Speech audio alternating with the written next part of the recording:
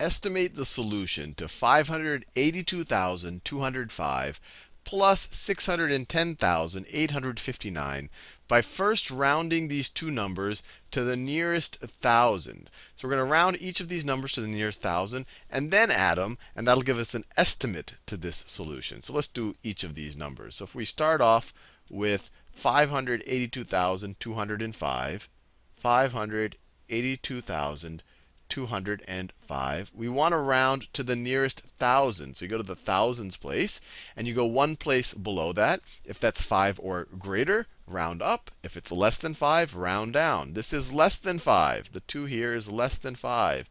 So we want to round down. We are going to round it down. So it's going to be 582,000. We're just going to round it down to 2,000. We're going to get rid of all this 205 here. 582,000 when we rounded it down to the nearest 1,000. Now we have 610,859. So 610,859. Same drill. Go to the thousands place. That's the 0 right there.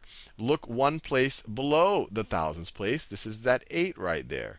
If this is 5 or greater, you round up. Less than 5, round down. It is 5 or greater. 8 is greater than 5. Or it could even be 5, and we'd still round up. So we're going to round up in this situation. We're going to round up. So we end up with 600, and instead of 610,000, we're rounding up to 611,000. 611,000. So we've rounded the two numbers to the nearest 1,000. Now we're ready to add. So let's add them. Let's add the two numbers. 0 plus 0 is 0. 0 plus 0 is 0. 0 plus 0 is 0. 2 plus 1 is 3. 8 plus 1 is 9. 5 plus 6 is 11. If there were more places here, we would carry the 10, the 1 in the tens place. But there isn't, so you can just write an 11 here. And so we are left with, put a comma every third digit, 1,193,000, which is our estimate.